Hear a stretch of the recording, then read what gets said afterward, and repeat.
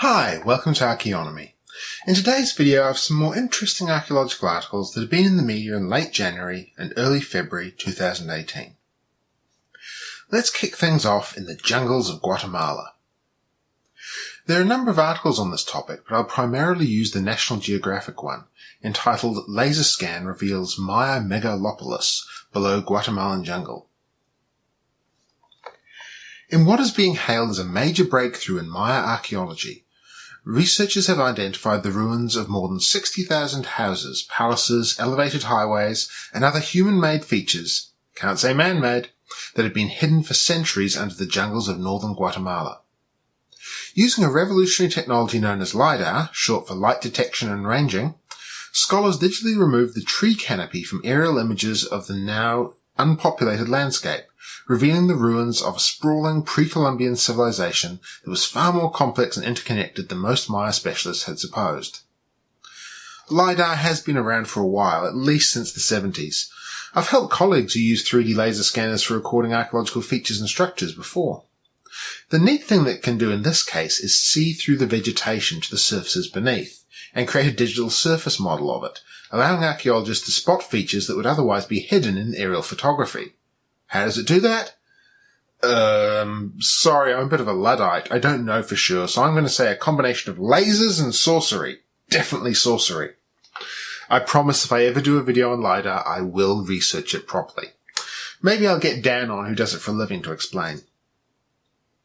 The project mapped more than 800 square miles, that's 2,100 square kilometers, of the Maya Biosphere Reserve in the Petén region of Guatemala, producing the largest LiDAR dataset ever obtained for archaeological research.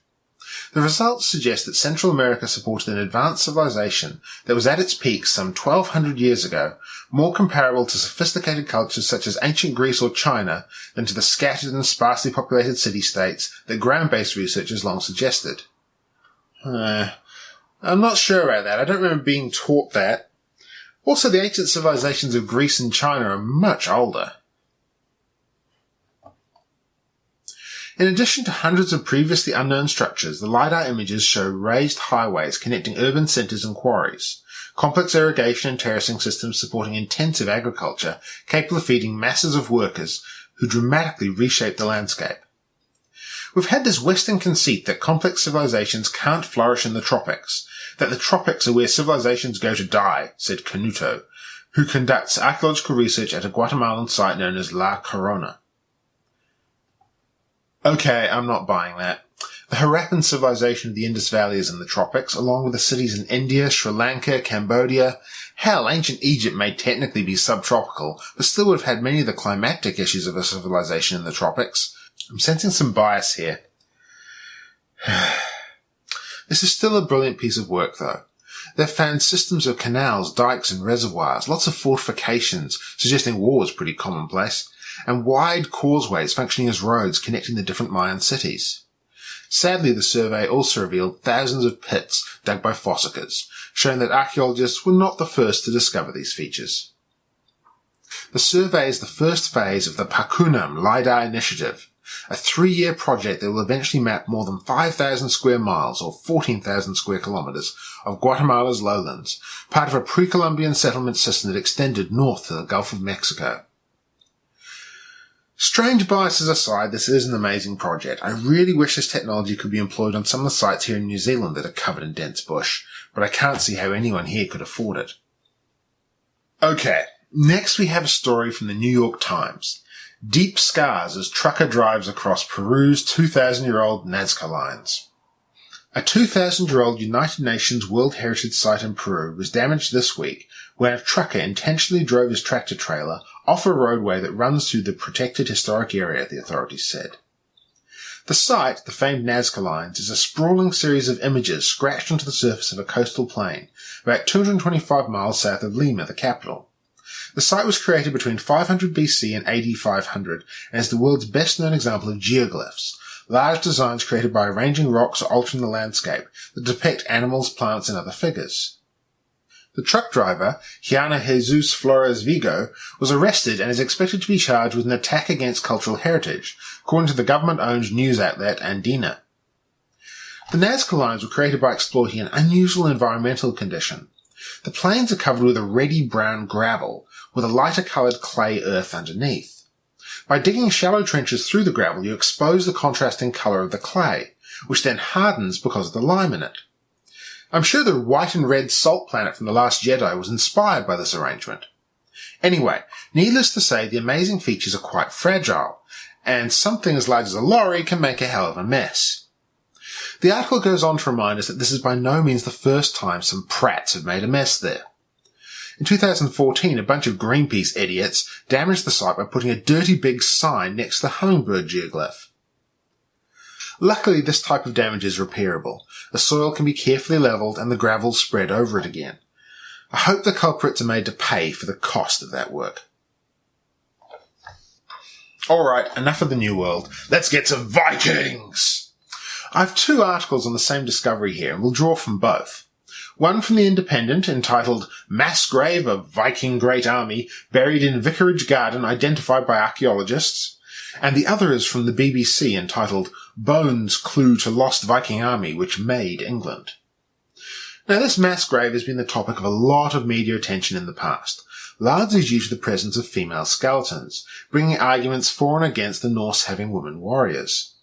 My personal stance on this has always been the sagas talk about shield maidens. It's not uncommon to find burials of Norse women with weapons, in some cases swords sized appropriately for their build.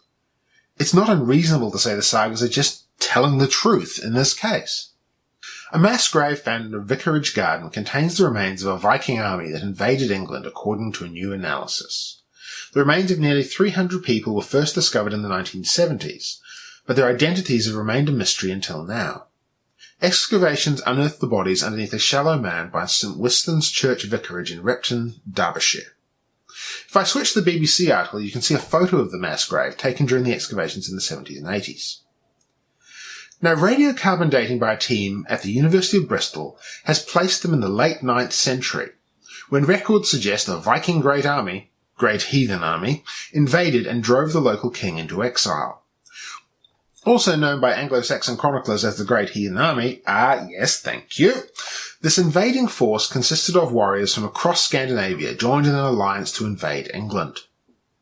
Within the mound there was evidence of 264 bodies, the majority, around 80%, of which were young men, alongside Viking weaponry and artefacts. Some of the skeletons show signs of violent injury, adding further to the evidence that they came from an invading force. However, despite the extensive evidence, initial analysis of the unearthed bones suggests they did not in fact belong to a band of Viking warriors. Radiocarbon dating appeared to suggest the bones belonged to people buried over the course of several centuries. This was used to support the argument that the bodies dumped in the grave were not all warriors, and combined with a large number of skeletons with no evidence of injury on them, it was suggested that they were instead Scandinavian settlers, spread out over a period of time, and thus the female bodies were just that, female Scandinavian settlers.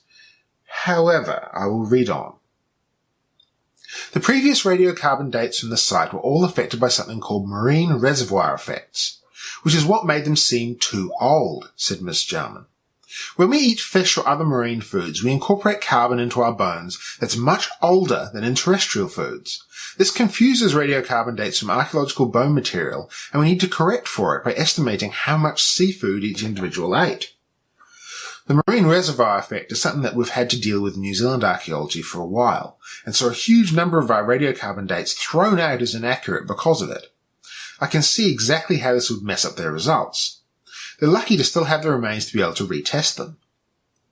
By using a more sophisticated dating methodology that took into this consideration, Ms. Jarman and her team arrived at a date that was consistent with historical records of the Viking Great Heathen Army. Although these new radiocarbon dates don't prove that these were Viking army members, it now seems very likely, she said. The BBC article also showed that a more careful analysis of the bones has shown more signs of traumatic injury than originally noted, also supporting the Great Heathen Army mass grave idea. I love hearing about the exploits of my ancestors, but let's get away from the piles of skeletons for now. To the shiny happy topic of climate change and glacial retreat. This article is by The Tea Cake, entitled Archaeologists Find Over 2,000 Artefacts Dating Back to 4000 BC from Norway's Melting Glaciers. In a new find, researchers have traced around 2,000 ancient artefacts near the Norway glaciers. A group of archaeologists, while exploring Norway's glaciers, got hold of these artefacts that can reveal many information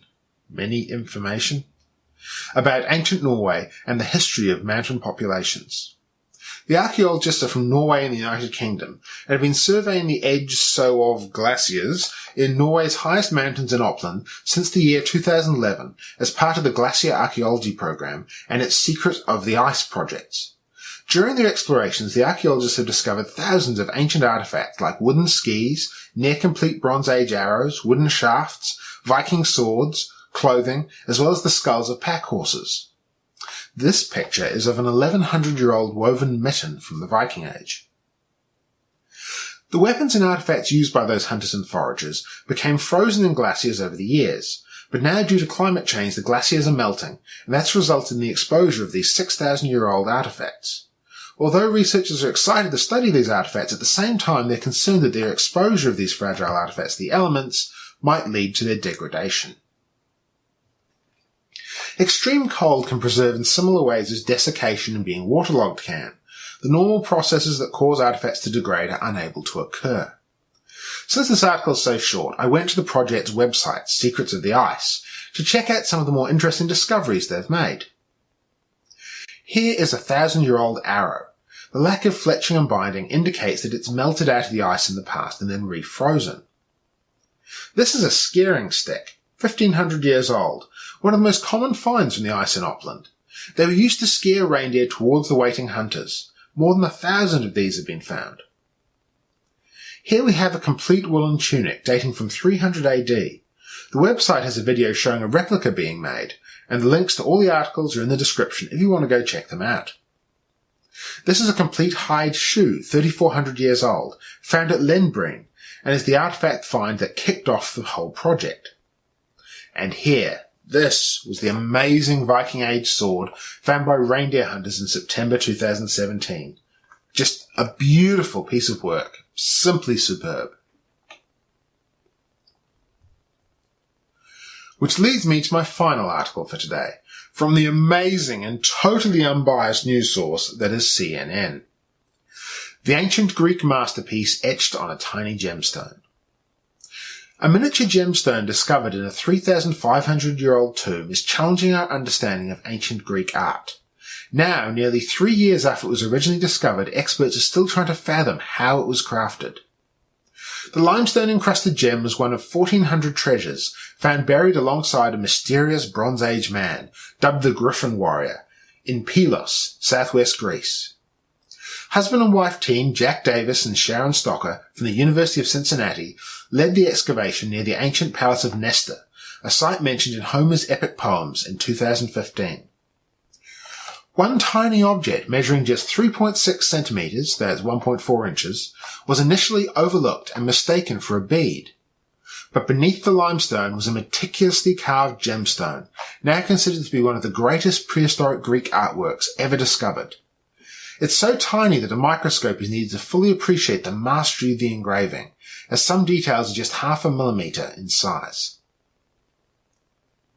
The gem is a seal stone, called the Pylos combat agate, used to impress wax seals, and obviously the more intricate the seal is, the harder it is to forge. Still, looking at this engraving, this is the type of patterning you'd expect from modern laser etching, not the Bronze Age. Just look at the fine detail on the fallen warrior and his sword here, and think, this was made in the Bronze Age. When modern people look down on the inhabitants of the ancient world as primitive and backwards, they should consider the skill, the sheer mastery of their craft that the creators of this tiny seal had at least 3,500 years ago, and wonder if their view of the world is just a little bit warped. We were really spoiled for good stories this time. Thanks for watching. Cheers.